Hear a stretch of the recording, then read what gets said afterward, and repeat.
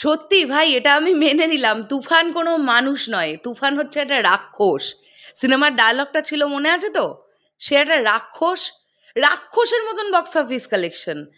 বন্ধুরা, একটা কিছু সমতুল্য হিসেবে আনতে গেলে তার মিনিমাম একটা মার্জিন তো লাগে, মানে সেই মার্জিনটাই নেই। আমি এখন যে বিষয়টা নিয়ে কথা বলবো, এই বছরে যতগুলো সিনেমা রিলিজ করেছে মোটামুটি বাংলাদেশে, তার মাল্টিপ্লেক্স চেনের কালেকশনগুলো নিয়ে একটুখানি কথা বলি, যেগুলো মাল্টিপ্লেক্স চেনে রিলিজ হয়েছে। আমি এই পুরো আপডেটটাই কিন্তু পেয়েছি রুট সিনে ক্লাবের তরফ থেকে, তাই অবশ্যই ক্রেডিট তাদেরকে। তো কোথায় তুফানের কালেকশন, কোথায় বাংলা সিনেমাগুলোর, বাকি সিনেমাগুলোর কালেকশন? আমি কিন্তু কোনো সিনেমাকে ছোট করছি না, বা কোনো সিনেমাকে ছোট করা আমার উদ্দেশ্য নয়, বাট যেটা হয়েছে, যেটা বাস্তবে ঘটেছে, সেটাই তোমাদেরকে বলছি। আর যেটা ডিফারেন্সটা না, আমি কি বলবো তোমাদেরকে, ধরে নাও হেল অ্যান্ড হেভেন ডিফারেন্স, যে ডিফারেন্সটা দেখতে পাওয়া যাচ্ছে তুফানের সঙ্গে বাকি সিনেমাগুলোর।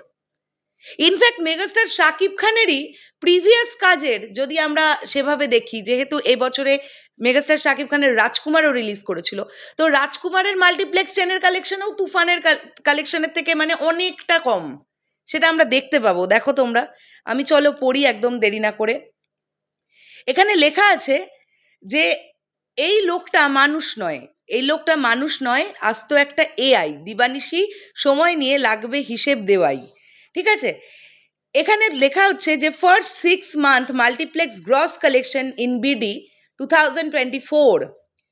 প্রথমেই আসছি তুফান, তুফান দিয়েই শুরু করি। হ্যাঁ, তুফানের কালেকশন, মাল্টিপ্লেক্স চেনের কালেকশন 11,11,00,000 টাকা। এটা কিন্তু তাও বলা হচ্ছে দুদিন আগের কালেকশন, ঠিক আছে?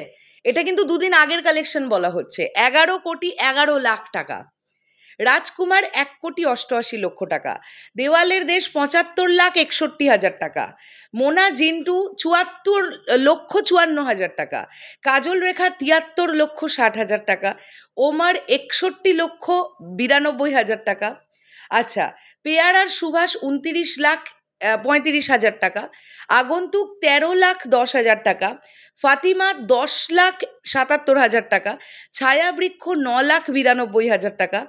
আচ্ছা, শ্রাবণ জ্যোৎস্নায় 7,31,000 টাকা।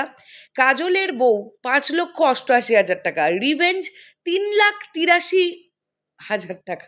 যাই হোক, এটা রিভেঞ্জটা বলতে গিয়ে আমার আলাদা একটা বেশ কিছুদিন আগের কথাগুলো মনে পড়ে যাচ্ছে, যখন আর কি তুফান সিনেমাটাকে নিয়েও তো অনেক রকমেরই অপপ্রচার হলো, নাকি যে কালেকশনগুলো দেওয়া হচ্ছে সেগুলো সব ফেক কালেকশন, কোথাওই কোনো দর্শক হচ্ছে না, তুফান টিম ইচ্ছে করে করে কালেকশন দেখাচ্ছে। যাই হোক, চলে আসি। ময়ূরাক্ষী 3,54,000 টাকা। ডেড বডি 3,38,000 টাকা। আচ্ছা, মেঘনা কন্যা 3,35,000 টাকা। পটু 2,93,000 টাকা। ডার্ক ওয়ার্ল্ড 2,68,000 টাকা। শ্যামা কাব্য 2,64,000 টাকা। সোনার চর 2,06,000 টাকা। শেষ বাজি 2,06,000 টাকা। আচ্ছা, সরি, শেষবাজি 1,67,000 টাকা। লিপস্টিক 1,53,000 টাকা। আহারে জীবন 1,44,000 টাকা। আর গ্রিন কার্ড 72,000 টাকা। তো কোথায় এখানে শুরু হচ্ছে দেখো, আমরা যদি বলি এই কথাটা, মেগাস্টার শাকিব খান তিনি তার রেকর্ড, প্রিভিয়াস রেকর্ড ভেঙে এক অনন্য রেকর্ড ভেঙে দিয়েছেন। কেন বলি, আমি এখানে প্রিয়তমার হিসেব তো করবো না, কেননা এটা লাস্ট 6 মান্থসে বাংলাদেশের সিনেমাগুলো মাল্টিপ্লেক্স চেনে কেমন কালেকশন করেছে সেটার হিসেব বলছি আমরা, তাই এখানে প্রিয়তমার হিসেব আসবে না, ঠিক আছে? আর আমি এটুকুও বিশ্বাস করি যে প্রিয়তমা ছবিটা মাল্টিপ্লেক্সে প্রচণ্ড ভালো চলেছিল, এটা নিয়ে কোনো ডাউটই নেই। কিন্তু এই এত অল্প সংখ্যক দিনের মধ্যে যে কালেকশনটা তুফান করতে পেরেছে, প্রিয়তমা কিন্তু এত অল্প সংখ্যক দিনের মধ্যে এই কালেকশনটা করতে পারেনি, এটা মানতে হবে।